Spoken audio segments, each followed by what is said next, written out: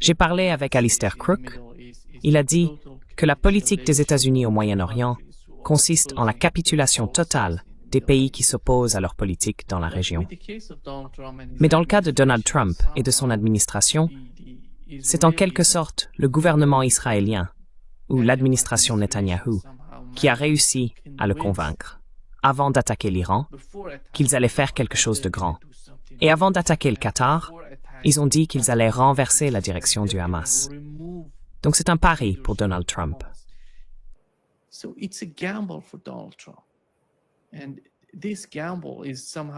Et ce pari a été d'une certaine manière orchestré par les Israéliens, et ils l'ont convaincu qu'ils pouvaient faire quelque chose. Combien de fois encore devront-ils comprendre qu'ils ne peuvent pas fonder leur politique sur ce que fait Netanyahou en Israël? Ils doivent aller au-delà de cela. Ils ont besoin d'un plan stratégique pour le Moyen-Orient, pas simplement d'une capitulation totale. Peut-être une meilleure relation avec les pays du Moyen-Orient. Peut-être regarder ce que font la Russie et la Chine dans la région, acheter des partenariats, acheter des amitiés, au lieu d'intervenir, de combattre et de bombarder des pays.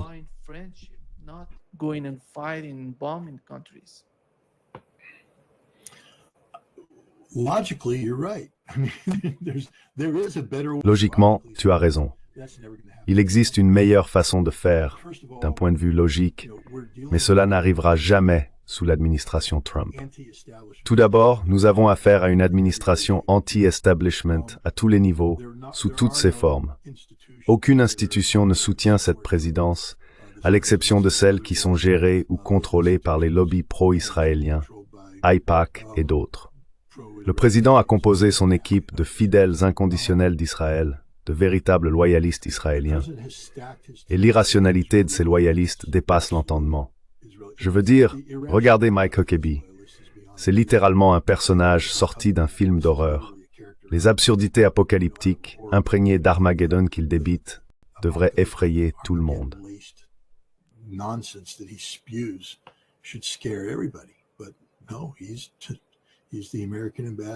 Mais non, il est l'ambassadeur américain en Israël. Donc il peut dire ce qu'il veut. Normalement, il faudrait se soucier de ce que disent les médias traditionnels. L'opinion publique est façonnée par cela. Mais nous vivons à une époque où les médias traditionnels, surtout à l'ère Trump, ne sont plus du tout dignes de confiance pour ceux qui soutiennent Donald Trump. Donc ce qu'ils disent est sans importance. Je veux dire, ils prêchent littéralement des convaincus, renforçant des positions détenues par une opposition politique qui n'est plus viable. Le Parti démocrate n'a pas montré la capacité de rassembler un mouvement politique anti-Trump significatif. À la place, on a des gens comme Laura Loomer, qui, franchement, c'est qui?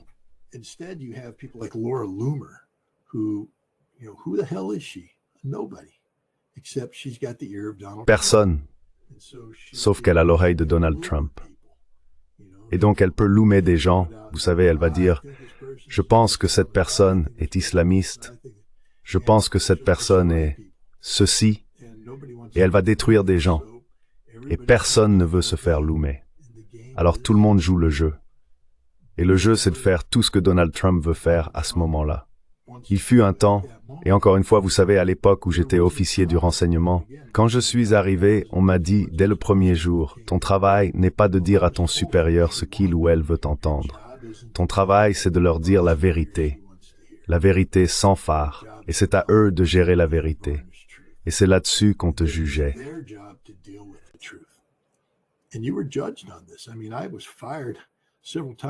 Je veux dire, j'ai été renvoyé plusieurs fois pendant la guerre du Golfe par le général Schwarzkopf. Bon sang, il m'a même arrêté une fois parce que je lui ai dit la vérité.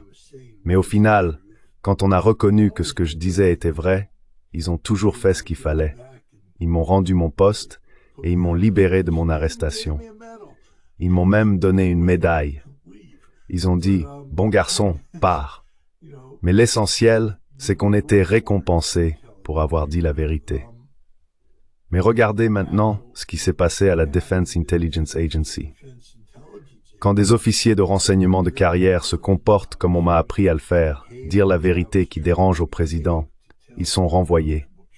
La dissidence n'est pas tolérée. Il n'y a personne autour de ce président qui ait le droit de se lever et de dire « Non, c'est faux, c'est mauvais ».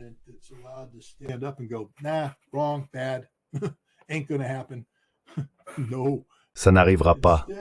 Non. À la place, ils doivent rester là et poser les mains sur le président, une sorte de mouvement sectaire chrétien où ils sont tous assis et l'homme le plus pieux du monde est au centre, rayonnant son énergie christique à tous ceux qui posent les mains sur lui. Je veux dire, c'est une secte. C'est littéralement une secte. C'est écœurant, pour être honnête, parce que ce n'est pas ça que devrait être la démocratie américaine. Personne n'est capable de tenir tête à ce président et de lui dire quelle est la réalité, quelle est la vérité. Je veux dire, quand Tulsi Gabbard essaie de le faire, il la rejette. Elle a tort. Les renseignements sont faux.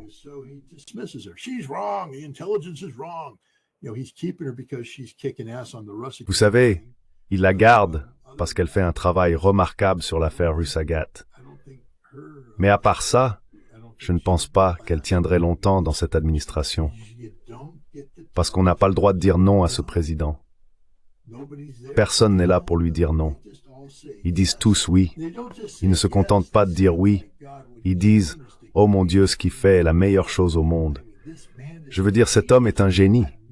Je n'ai jamais vu quelqu'un avec un tel sens politique que Donald J. Trump. Franchement, mon Dieu, cet homme sait tout. Il ne sait rien. Rien du tout.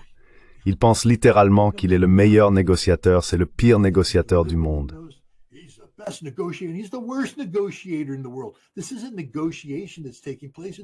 n'est pas une négociation qui a lieu ici. Ce sont des méthodes d'intimidation, des tactiques d'intimidation. On n'est pas un négociateur quand on menace quelqu'un de l'écraser simplement parce qu'on en a la capacité. Parce qu'un jour, on se réveille et on n'a plus cette capacité, ce que Trump découvre d'ailleurs, par exemple, avec la Russie et la Chine. Maintenant, je vais vous dire une chose. Si vous êtes un bon négociateur, je ne vais pas me vanter, mais je pense connaître suffisamment les Russes pour dire que si on me donnait le pouvoir, disons de réparer les relations avec la Russie, je pourrais m'asseoir avec eux et conclure une négociation qui serait bénéfique pour les deux parties.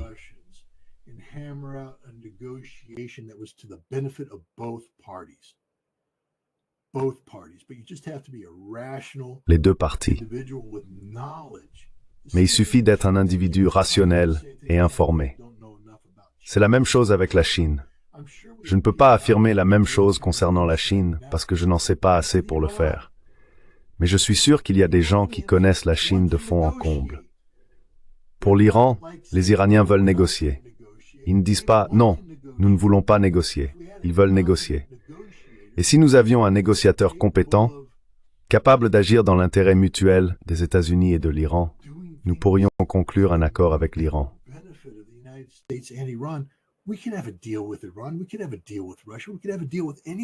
Nous pouvons conclure un accord avec la Russie. Nous pouvons conclure un accord avec n'importe qui. Je veux dire, le monde cherche en ce moment un véritable négociateur. Donald Trump n'est pas un négociateur, c'est un briseur d'accords. Il ne conclut pas d'accord.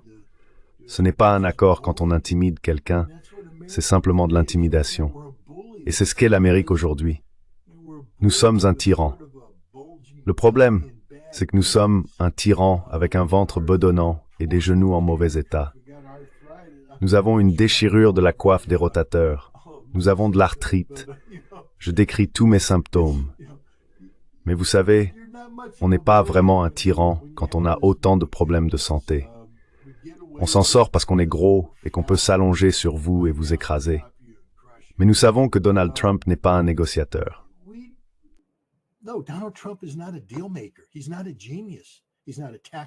Ce n'est pas un génie. Ce n'est pas un génie tactique. Ce n'est pas un génie opérationnel, ni un génie stratégique. Il est plus bête que terre. Il s'en sort parce que tout le monde lui dit oui. Et l'Amérique possède encore des pouvoirs inhérents qui favorisent l'intimidation, mais cela ne durera pas longtemps. Et vous savez, cet homme gaspille des opportunités alors que nous sommes une nation en déclin en ce moment. Ce sur quoi nous devrions travailler, c'est limiter le rythme du déclin et essayer d'atteindre le point le plus bas plus tôt que tard. C'est-à-dire que nous n'avons pas besoin de toucher le fond, que nous pouvons en fait trouver un point de stabilisation qui nous rende compétitifs et pertinents dans le monde.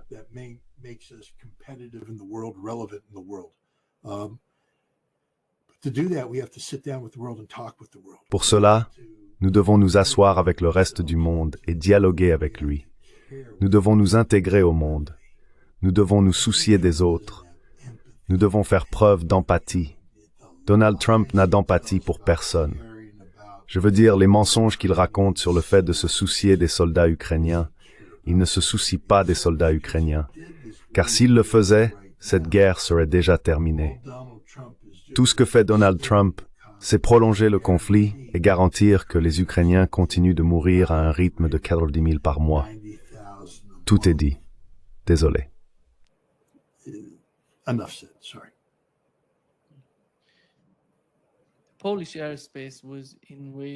L'espace aérien polonais a été violé par des drones, et on dit que ces drones venaient de Russie.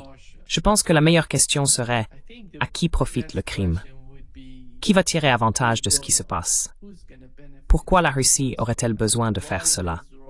Quel est l'intérêt d'envahir l'espace aérien polonais? Qu'en pensez-vous? Aujourd'hui, House Recruit a déclaré qu'il pense que tout cela est une opération sous fausse bannière, qu'ils veulent d'une manière ou d'une autre.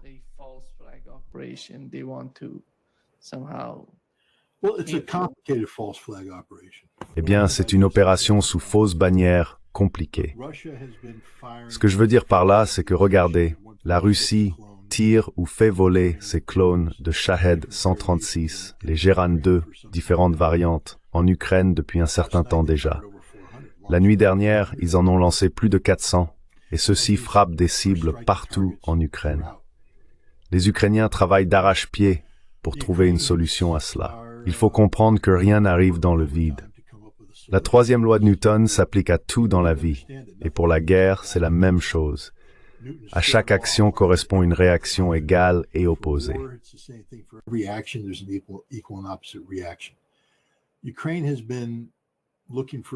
L'Ukraine cherche depuis un certain temps une solution de guerre électronique contre les drones Shahed 136 Geran 2. L'année dernière, ils ont commencé à déployer un système appelé Pokrova.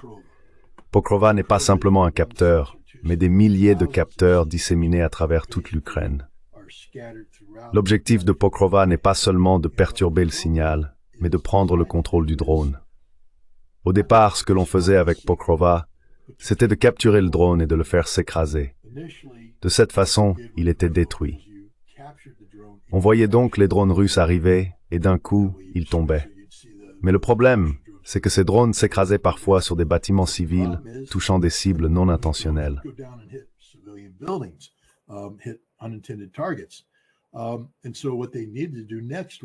Ce qu'ils devaient donc faire ensuite, c'était prendre le contrôle du drone et le faire atterrir en douceur, le détourner vers une zone où il pourrait l'atterrir en toute sécurité.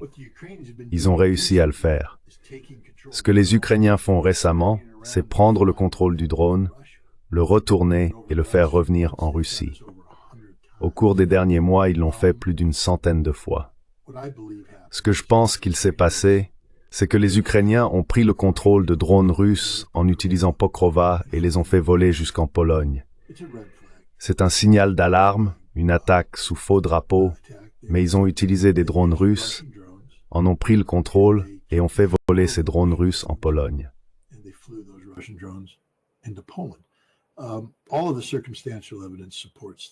Toutes les preuves circonstancielles vont dans ce sens. Tout d'abord, les drones sont entrés en Pologne en passant par l'espace aérien biélorusse. La Russie ne fait pas voler de drones au-dessus de l'espace aérien biélorusse. Si l'on regarde les points de lancement de tous les drones russes, ils se trouvent en dehors de la Biélorussie. De plus, la Russie a des objectifs précis et planifie les trajectoires de vol de manière à éviter tout risque d'incident de ce type. Mais si l'Ukraine prend effectivement le contrôle d'un drone et le fait passer par l'espace aérien biélorusse jusqu'en Pologne, cela donne l'impression d'une attaque russe. Les autorités biélorusses ont prévenu les Polonais en disant « Attention, il y a des drones qui survolent notre territoire ».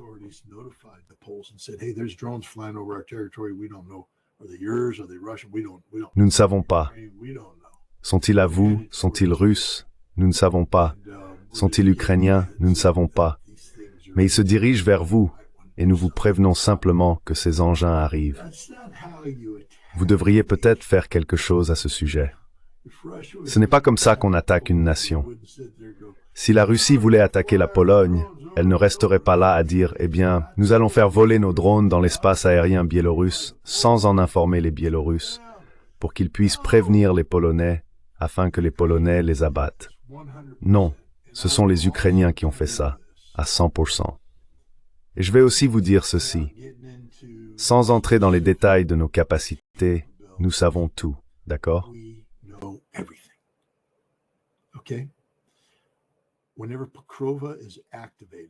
Chaque fois que Pokrova est activé, nous captons ce signal.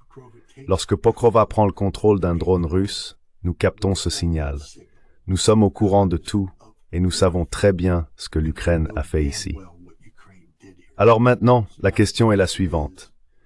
Alors que l'Ukraine organise cette réunion au titre de l'article 4, ou que la Pologne convoque cette réunion au titre de l'article 4 pour discuter de la manière de réagir, qui va se lever et dire la vérité. C'est la même chose. Si vous vous souvenez, lorsque la Pologne a commencé à crier au sujet du missile qui a frappé la ferme polonaise, « Oh, les Russes nous ont attaqués !» Non, tout le monde savait qu'il s'agissait d'un missile ukrainien qui avait été délibérément guidé en Pologne par les Ukrainiens.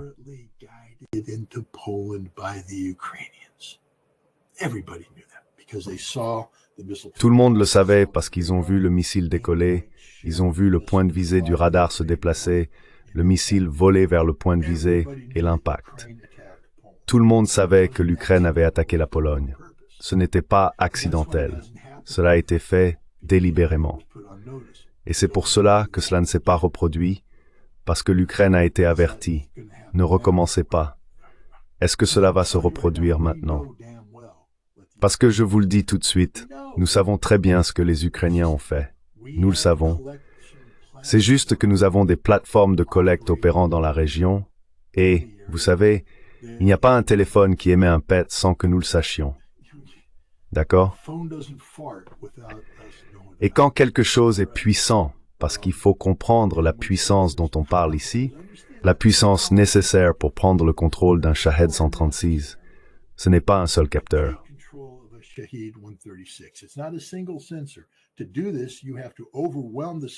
Pour faire cela, il faut submerger le système en concentrant des dizaines de systèmes Pokrova simultanément pour isoler, prendre le contrôle, s'emparer du contrôle, puis manipuler.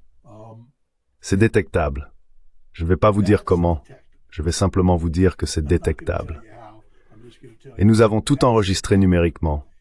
Nous savons tout ce qui s'est passé. Nous connaissons les opérateurs qui l'ont fait. Nous connaissons les noms des opérateurs parce que nous les avons formés. Vous voyez, l'Ukraine n'a pas inventé cela toute seule. Beaucoup de personnes aident les Ukrainiens à faire cela. Pensez à Flex Industries, vous savez, celle que les Russes viennent de faire exploser. Oui, voilà, ce sont ce genre d'industries, ce genre de choses qui se passent pour que l'Ukraine produise ces systèmes.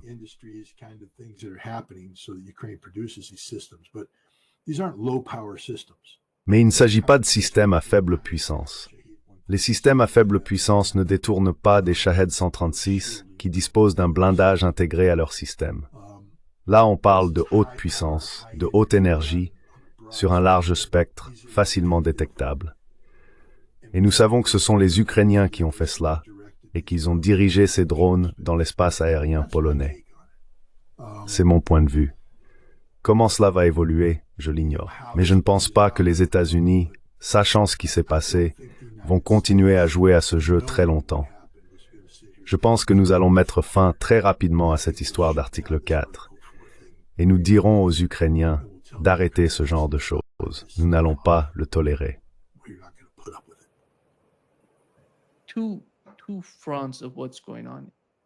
Deux aspects de la situation actuelle. L'Europe est dans une situation critique. Elle subit beaucoup de pression de la part de l'administration Trump à cause des sanctions, des droits de douane qu'ils envisagent d'imposer à la Russie. Mais l'objectif principal, la véritable cible de ces droits de douane, ce n'est pas la Russie. Ce sera, en fin de compte, l'Europe. L'un des principaux importateurs de pétrole russe actuellement, c'est l'Europe. Elle reçoit également beaucoup de pétrole d'Inde et de Turquie, qui sont les deux autres grands importateurs de pétrole russe. Alors que vont-ils faire? Vont-ils s'auto-saboter avec ces droits de douane ou vont-ils faire monter la situation d'un cran au risque d'impliquer les États-Unis et de bouleverser complètement la donne, notamment dans le contexte de l'Ukraine? Comment voyez-vous cela?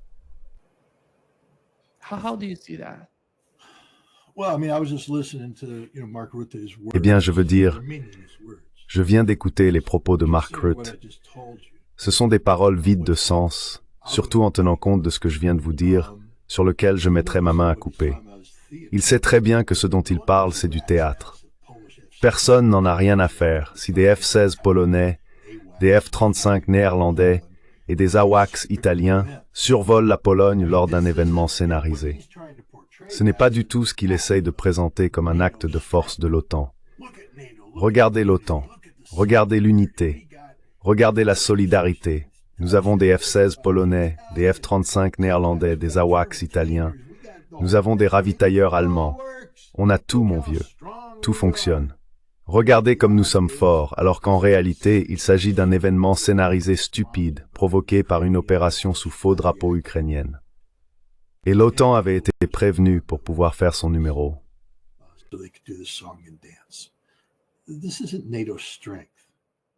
Ce n'est pas la force de l'OTAN. Il n'existe pas de force de l'OTAN. C'est une blague, une véritable blague. Pendant que ça se passe, pour que tout le monde garde les choses en perspective, le gouvernement français s'est effondré. C'est fini pour eux. Terminé. Ils ne vont pas s'en remettre. Ils ont pris Lecornu, le ministre de la Défense, et il est maintenant Premier ministre. Mais il n'a même pas le droit de former un gouvernement tant qu'il n'obtient pas l'accord du Parlement sur un budget. Ce qui n'arrivera pas. Ils ne vont pas se mettre d'accord sur un budget. Il est donc voué à l'échec, voué à s'effondrer. Marine Le Pen demande des élections anticipées. Macron ne peut pas se permettre d'organiser des élections anticipées, car s'il le fait,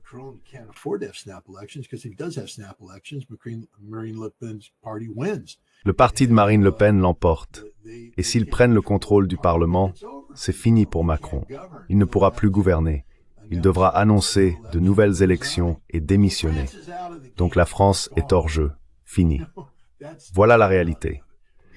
L'Allemagne est sur le point d'être elle aussi hors jeu. Je veux dire, l'AfD est désormais tellement influente que les Allemands paniquent et parlent carrément de l'interdire. Est-ce que l'Allemagne va accepter cela sans réagir? Je ne le pense pas. Je crois que nous entrons dans une période de perturbation extrême pour l'Allemagne. Ils sont hors du jeu. La Grande-Bretagne, Starmer, vous savez, vient de voir son vice-premier ministre démissionner. Maintenant, il y a une grande bataille interne pour trouver un remplaçant.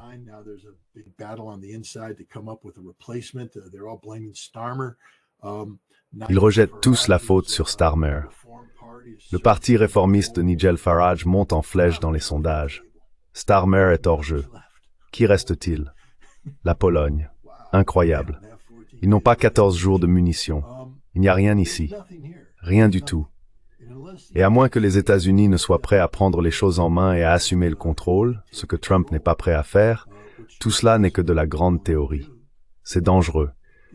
Comme vous l'avez dit, le Rafale transporte une bombe nucléaire. Le F-35 néerlandais est un avion capable de transporter des armes nucléaires. Les gens ont tendance à l'oublier. À chaque décollage d'un F-35 néerlandais, les Russes se demandent s'il n'est pas armé d'une bombe nucléaire. Donc lorsqu'un F-35 néerlandais se trouve dans l'espace aérien polonais, les Russes ne se disent pas simplement « Oh bon ».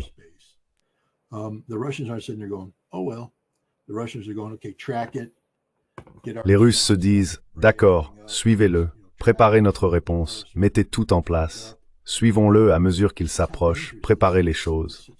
Voilà à quel point la situation est dangereuse. C'est la stupidité de Mark Rutte, de Donald Tusk, le président polonais, de Zelensky, de Syrski et de chaque Ukrainien idiot qui a pensé qu'il était judicieux de détourner un drone russe et de le faire entrer en Pologne, en croyant que l'OTAN tomberait dans ce piège absurde. Mais non, il n'y a pas. Ce que nous voyons, c'est l'Europe qui s'effondre d'elle-même, à cause de ses propres insuffisances, de ses faiblesses intrinsèques, de ses échecs collectifs. Je pense que la tâche de la Russie en ce moment est de gérer cet effondrement de manière sûre et d'éviter que la situation ne devienne incontrôlable.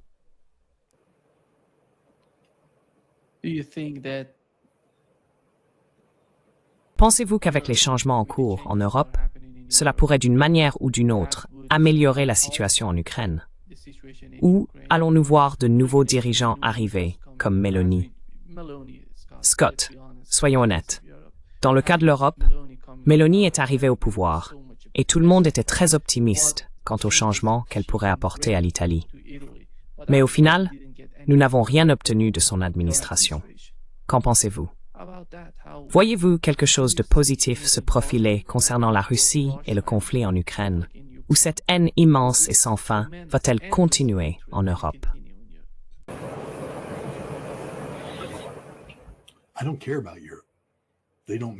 Je me fiche de l'Europe. Ils n'ont aucune importance. Je veux dire, en réalité, l'Europe s'est retirée. La Russie ne se soucie pas de l'Europe. Ils surveillent l'Europe. Mais pensez-vous que les Russes en perdent le sommeil, en se disant « Oh mince, la France est en train de sombrer, on attendait vraiment ses vacances à Paris l'été prochain ». Non. La Russie a tiré un trait sur l'Europe il y a longtemps, parce que l'Europe a tiré un trait sur la Russie. Vous savez, souvenez-vous, tout cela a été initié par l'Europe. L'économie russe ne dépend pas de l'Europe. Oui, ils leur vendent du pétrole, mais c'est fait de manière indirecte. Ce n'est pas une économie intégrée.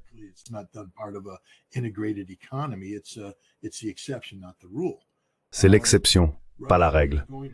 La Russie va faire ce qu'elle doit faire pour gagner ce conflit selon des conditions acceptables pour elle. Cela se fera au détriment de l'Ukraine. Viktor Orban a déclaré, vous savez, qu'il y aura une zone russe, une zone démilitarisée contrôlée par la Russie, puis une zone occidentale. Mais de quoi sera composée cette zone occidentale? Eh bien, nous avons un indice. Naryshkin, le chef du service de renseignement extérieur russe, a organisé plus tôt cet été une conférence où ils ont discuté de l'avenir.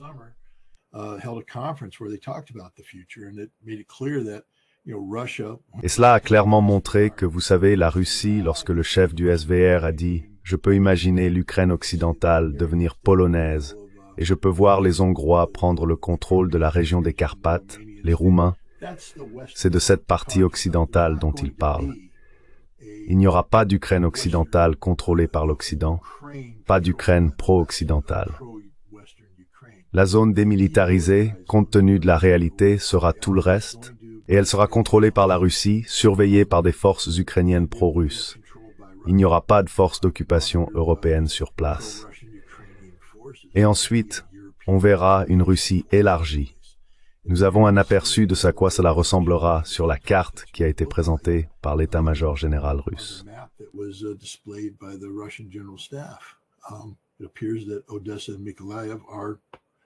Il semble qu'Odessa et Mykolaiv vont devenir russes, ce qui signifie que la Russie peut désormais se relier à la Transnistrie et garantir que l'enclave pro-russe fera désormais partie de la Russie. Ensuite, on assistera à une démilitarisation significative.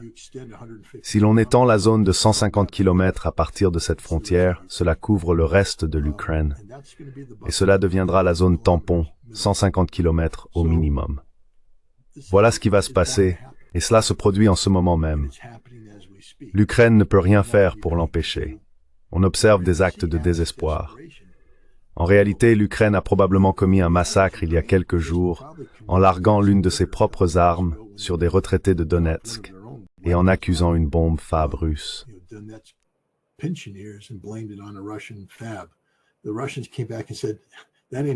Les Russes sont revenus et ont dit « Ce n'est pas notre bombe. Voilà à quoi ressemble notre bombe quand elle explose.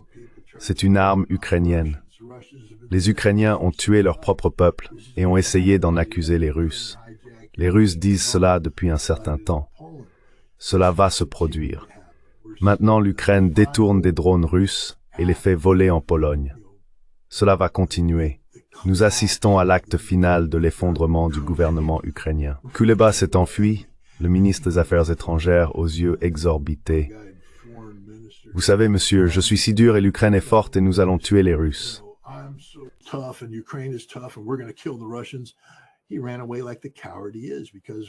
Il s'est enfui comme le lâche qu'il est, parce que c'est le moment de tuer des Russes, et il n'en est pas capable.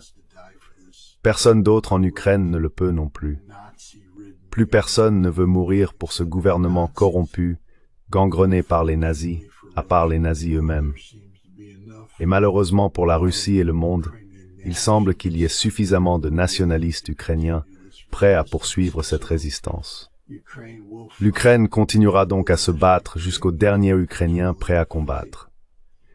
Et cela pourrait représenter beaucoup de monde. Je pense qu'à la fin, on comptera plus de 2,5 millions d'Ukrainiens morts. C'est la dure réalité de cette situation.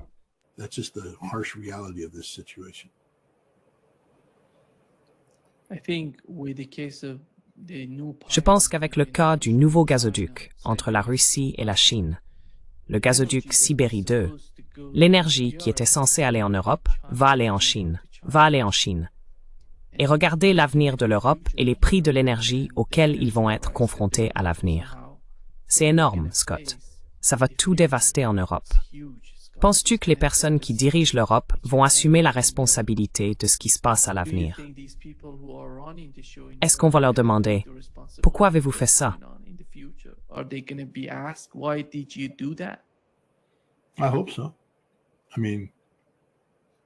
Je l'espère.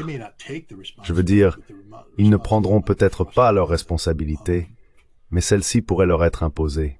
Je ne préconise pas cela, mais je pense que vous savez, quand on a vu l'effondrement du pacte de Varsovie et ce qui est arrivé à Nicolae Ceausescu, la frustration qui avait couvé en Roumanie a mené à son exécution sommaire. J'ai bien peur qu'il y ait des gouvernements en Europe qui finiront de cette manière. Parce que le niveau de frustration va être, ils vont s'accrocher au pouvoir trop longtemps. Emmanuel Macron doit comprendre que, vous savez, il pourrait être un homme mort en sursis en ce moment.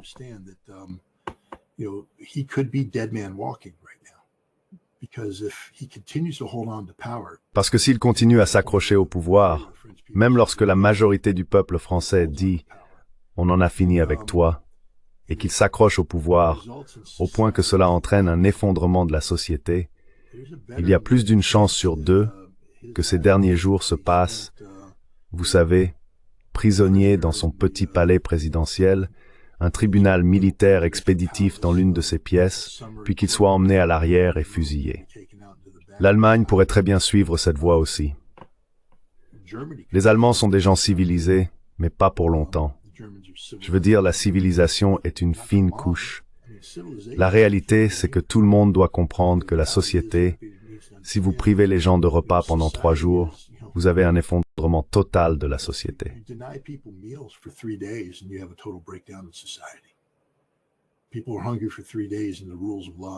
Les gens ont faim depuis 3 jours, et l'état de droit n'a plus aucune importance. Ils vont chercher de la nourriture. Ils vont trouver de la nourriture là où ils doivent en trouver. Ils vont voler, ils vont cambrioler, ils vont tuer. C'est tout. Tout ce que nous appelons cette grande chose qu'est la société, une société civilisée en ce moment, n'existe pas, à moins que le gouvernement fournisse ce dont le peuple a besoin. Et si un nombre significatif de personnes ont faim, ont soif, sont au chômage, sont désespérées, elles feront des choses désespérées. Et ces élites politiques et économiques doivent comprendre que ces lampadaires qu'elles voient là-haut peuvent facilement devenir des potences.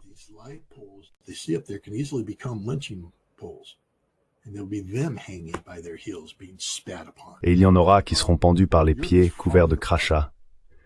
L'Europe s'effondre, littéralement sous nos yeux. Il y a des partis d'extrême droite qui prennent de l'ampleur aujourd'hui parce qu'ils réagissent à l'échec du leadership qui a paralysé l'Europe pendant des décennies. Et cela se manifeste dans l'acte final. Ce n'est pas une blague. Ce n'est pas une blague. Je ne souhaite cela à personne. J'aime l'Europe. J'ai vécu en Europe. J'ai voyagé à travers l'Europe. Je trouvais que l'Europe était formidable. Mais cette Europe n'existe plus. J'étais récemment en Suisse, à parler avec des Suisses. La Suisse est en quelque sorte le dernier bastion, vous savez, de la pureté souveraine.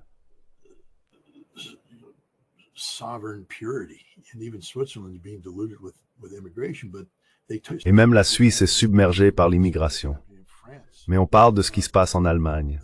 On parle de ce qui se passe en France. Ils ne reconnaissent plus ces pays à cause de l'immigration, etc. Et quand on a ce genre de transformation démographique incontrôlée et non planifiée, cela ne mène qu'au chaos, un chaos absolu. Et cela fracture la société, dangereusement. Bon sang, ça se passe ici en Amérique. Donc vous savez, il faut vraiment être très prudent en ce moment. Nous sommes sur nos grands chevaux. Nous sommes assis ici et nous regardons autour de nous. Je veux dire, je regarde dans mon petit quartier de Delmar et c'est paisible. Tout le monde ici a une maison. Les maisons sont bien entretenues.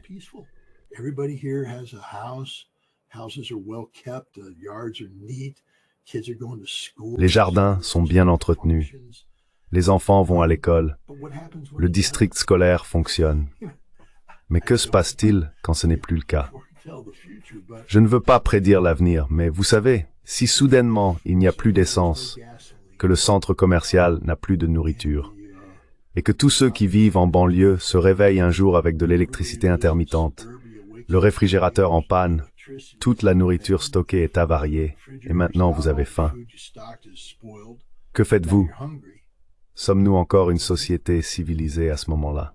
Vous pouvez tenir un jour, sortir et dire bonjour à votre voisin. « Eh, j'ai faim !» 2 jours. Le 3e jour, elle... Tu as de la nourriture. Partage-la, parce que je meurs de faim. Mes enfants meurent de faim. Tu ne veux pas la partager? Je te tuerai, parce que je dois nourrir mes enfants. Ensuite, tu commences à te regrouper avec des gens que tu connais, en disant « Nous devons être meilleurs et plus forts que ce groupe-là. » Cette société de quartier doit dominer la société du quartier voisin. C'est la fin. C'est la fin de la civilisation. Et il ne nous reste que quelques jours avant que cela n'arrive. Quelques jours sans nourriture, sans énergie, sans rien. La civilisation n'est qu'un mince vernis. Et ce que nous voyons en Europe en ce moment, c'est que ce vernis est en train d'être balayé. Nous assistons à l'effondrement des gouvernements, à l'effondrement des sociétés, et c'est cela que nous pensons capables de tenir tête à la Russie. Cette Europe va tenir tête à la Russie.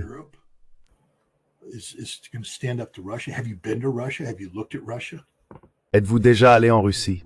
Avez-vous regardé ce qui se passe en Russie? Vous pensez que c'est ce qui se passe en Russie en ce moment? Non, c'est tout le contraire qui se passe en Russie. Donc, je me lasse de voir les Européens se donner des grands airs, comme s'ils étaient une forme de vie supérieure.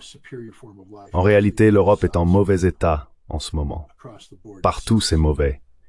Vous savez, c'est juste que nous avons ce réflexe psychologique hérité qui place la civilisation européenne au centre de l'univers. Tout est défini selon un point de vue eurocentrique. La civilisation, l'expansion du colonialisme européen, les empires européens qui conquièrent le monde. Donc on pense que la civilisation européenne est l'aboutissement ultime, mais c'est pas le cas. En fait, si l'on creuse un peu dans l'histoire de l'Europe, on se rend compte que la civilisation s'est construite sur la conquête, le meurtre, le vol, le pillage, le génocide.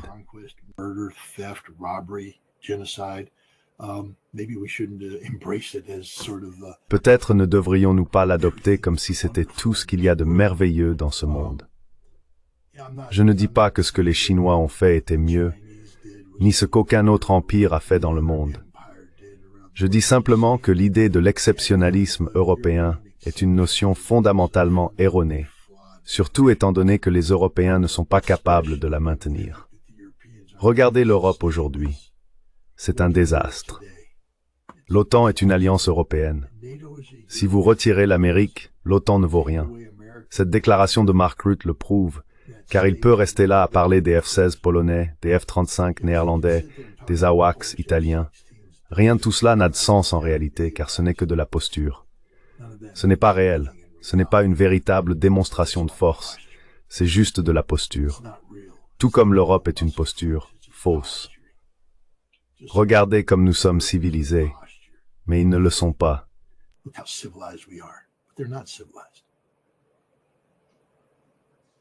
Donald Trump said that Donald Trump a déclaré qu'il essaie de mieux communiquer avec l'Inde. Il y a 2 jours, nous avons eu le secrétaire au commerce, Lutnick, qui a parlé de l'Inde en disant que si l'Inde souhaite une meilleure relation avec les États-Unis, elle peut l'obtenir à condition de quitter les BRICS. Et, vous savez, c'est la même politique, la capitulation. Comment peut-on demander à un pays, un grand pays, avec une économie importante, et le poids que représente l'Inde, de quitter les BRICS? L'Inde est la pierre angulaire des BRICS. Ce n'est pas simplement un élément sur lequel on peut construire. Pensez-vous que Donald Trump comprendra la réalité de l'Inde dans ce type de communication qu'il va avoir avec eux?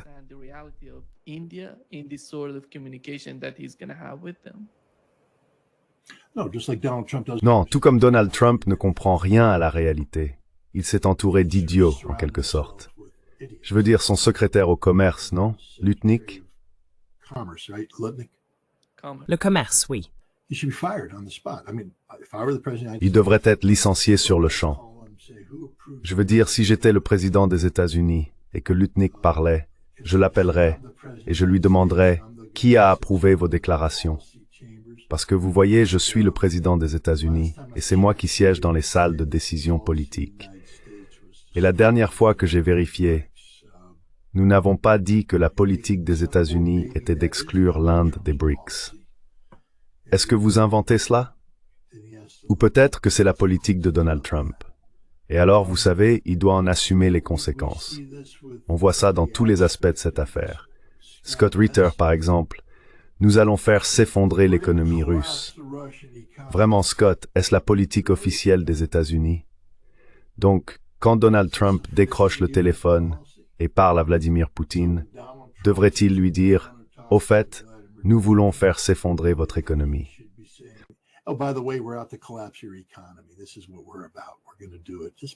Voilà ce que nous sommes. Nous allons le faire juste parce que, après tout, pourquoi pas? Nous sommes Américains. On peut faire tout ce qu'on veut. L'arrogance, l'ignorance de ces gens, et ce sont vraiment des gens ignorants. Vous savez, ils ont été du côté, ce n'est pas, je dois faire attention ici, quand on vit dans un système corrompu, capitaliste, et c'est ça, l'Amérique. Allez mec, parle de la bourse, parle du Congrès et des informations privilégiées et de la façon dont l'argent fonctionne en Amérique. Si tu as de l'argent, tu gagnes de l'argent. Si tu n'en as pas, tu es un pigeon qui croit qu'il va en gagner. Mais tout ce que font les gens, c'est gagner de l'argent sur l'argent que tu essayes de gagner, tu vois? Alors quand tu as les Lutnick et les Besson, j'ai battu Goldman Sachs. Tu as battu Goldman Sachs parce que tu es un enfoiré corrompu.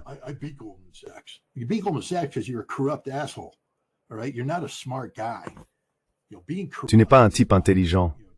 Être corrompu ne prouve pas que tu as du cerveau. Ça veut juste dire que tu es corrompu. Tu ne manipules pas le système. Donald Trump, lui, a manipulé le système. C'est comme ça qu'il a fait de l'argent. Niche fiscale, faillite, 7 faillites, tu vois. Mais la façon dont les lois sur la faillite sont rédigées, tu peux t'en remettre et gagner de l'argent. Ce n'est pas du succès, c'est de l'échec. C'est un échec corrompu. Ces types sont tellement corrompus, ce sont littéralement des criminels économiques qui ont appris à manipuler le système. Le système est fondamentalement injuste, fondamentalement corrompu, et pourtant ce sont eux qui en profitent. Maintenant, on les voit promus à des postes de pouvoir. Et tu sais, avant, on avait juste des gens corrompus qui faisaient semblant de ne pas l'être.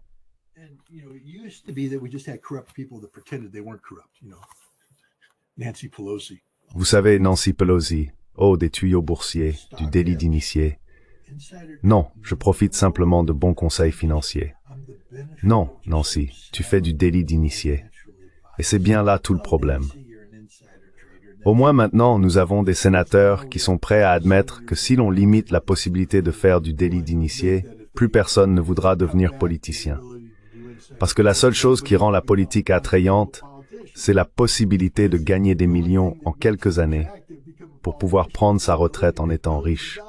Au moins, il a l'honnêteté de le dire. Je crois qu'il s'appelait Johnson. Mais c'est la réalité. C'est de la corruption. De la corruption. Alors maintenant, vous avez ces gens corrompus qui sont là et ils traitent avec d'autres nations comme l'Inde. Ils ne savent pas comment traiter avec l'Inde.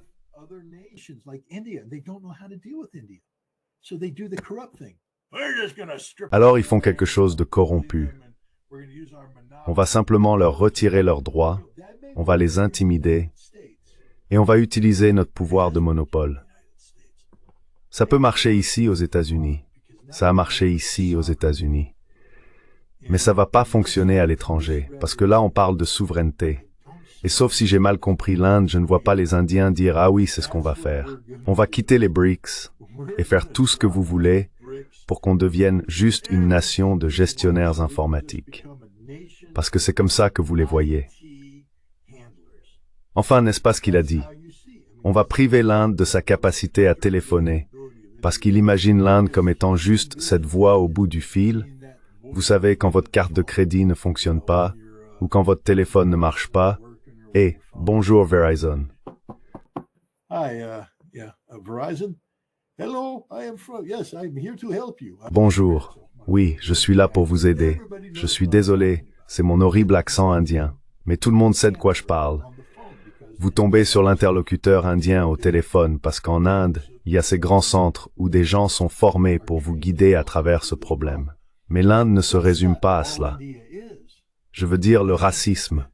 Scott, tu l'accuses de racisme, mais tu viens de faire un horrible accent indien. D'accord, je ne suis pas raciste, j'essaie juste de faire passer un message. Mais le racisme qui est inhérent à ce dont Nick parle, on va tout arrêter, comme si c'était ça, l'Inde. Vous savez, l'Inde possède des réacteurs nucléaires avancés, des réacteurs nucléaires au thorium, cherchez par vous-même. L'Inde, c'est un pays immense qui nourrit sa population.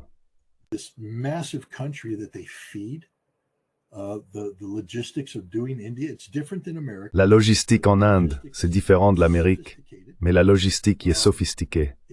C'est pas joli, mais ça fonctionne. Ils ont des industries, ils produisent des choses, ils sont intégrés d'une manière que l'ethnique ne commence même pas à comprendre. Nous ne. Le fait que l'Inde... J'aimerais assister à une conférence et en discuter avec des gens parce que je ris toujours des spécialistes de la sécurité énergétique qui sont experts en tout. Et je lis leurs analyses et ils disent, vous savez, il se passe ceci, il se passe cela, il se passe encore ceci. Mais combien d'entre eux avaient prédit que l'Inde passerait de, 3% de consommation de pétrole russe à 42%? Je parcours les rapports pour trouver ceux qui avaient prévu cela. Ils ne l'avaient pas fait. Parce qu'ils ne comprennent pas la dynamique, la réalité.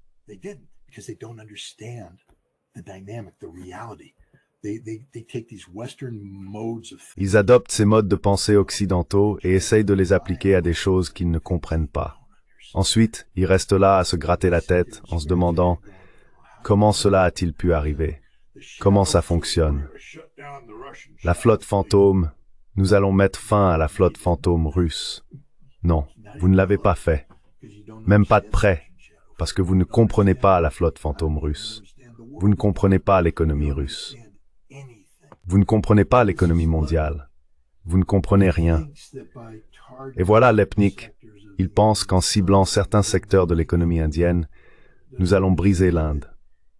Il ne comprend pas que l'Inde travaille avec la Russie, la Chine, le Brésil, le Sud global, pour créer une réalité économique alternative qui ne dépend pas des États-Unis.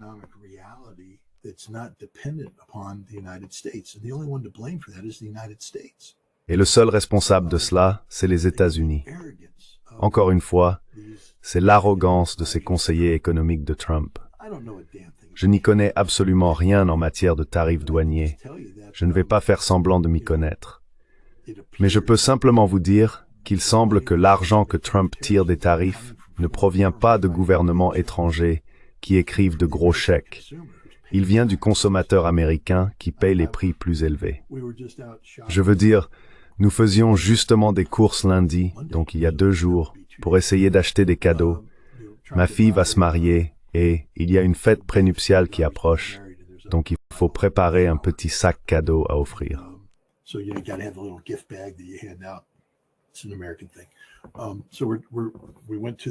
C'est un truc américain. Donc on est allé dans cette petite boutique asiatique sympa au centre commercial, on y va depuis des années. Je parlais justement avec le propriétaire des prix. Il m'a dit qu'à cause des sanctions, Tu sais, il se procure ses produits en Chine, en Turquie, en Inde, et les prix, ils ont dû les augmenter. C'est fou. Il a dit que les prix avaient augmenté. J'ai demandé donc, vous répercutez ça sur le client? Et il a répondu, pas forcément. On sait comment gagner de l'argent. On fait ça depuis longtemps, donc on va rester en affaires. Mais toutes les entreprises ne peuvent pas faire ça.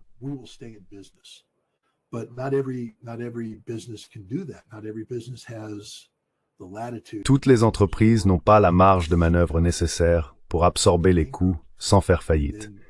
Et donc, pour rester en activité, elles devront répercuter le coût sur le consommateur. Et c'est exactement ce qui se passe ici. Je veux dire ici, son entreprise prend en charge le coût, donc ils le paient eux-mêmes. Mais ce n'est pas comme si les Indiens payaient à sa place, ou que les Chinois payaient à sa place. Non, c'est le consommateur américain, l'entrepreneur américain, qui paye cette facture. Et tout cela est faux. Tout ce que fait Trump est faux. C'est un mensonge. Et nous tombons dans le piège. Je ne dis pas que l'alternative est meilleure. Je ne dis pas que Joe Biden ne mentait pas.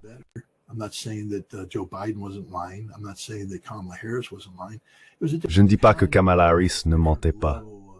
C'était un autre type de mensonge, un niveau de sophistication différent. C'était un mensonge plus sophistiqué, un mensonge qui avait été enrobé de sucre pour le peuple américain pendant si longtemps que nous avons cessé de penser que c'en était un. Donald Trump est arrivé et nous a offert un tout nouveau mensonge. C'est censé être quelque chose de différent, mais au final, ce n'est qu'un mensonge. Tout n'est que mensonge.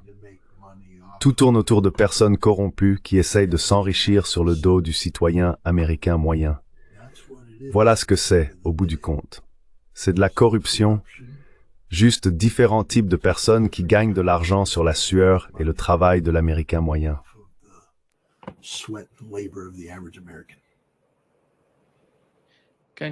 Félicitations pour le cas de votre fille, Scott. Mais c'est pas seulement l'Amérique. Nous faisons la même chose ici au Brésil.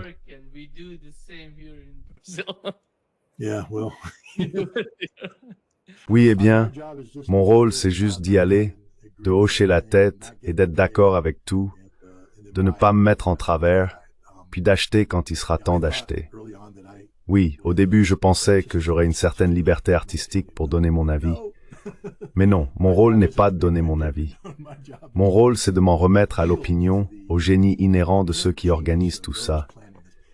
Et ils ont raison, moins il y a de pièces mobiles, mieux c'est. Trop de cuisiniers gâchent la sauce. Mais c'est amusant d'être spectateur de tout ça. C'est plutôt sympa de simplement regarder tout se dérouler, parce que c'est vraiment une grande pièce de théâtre. Tout est théâtral là-dedans. Au fond, tu sais, on pourrait faire ça avec 10 $ et un officier d'état civil. Il suffirait d'y aller, de dire qu'on est marié, de signer le fichu document, de prendre l'enveloppe de billets et de partir en lune de miel. Mais non, il faut qu'on prenne cette enveloppe de billets et qu'on la donne à tout le monde pour créer un grand spectacle. Eh bien, c'est le prix à payer quand on a des filles.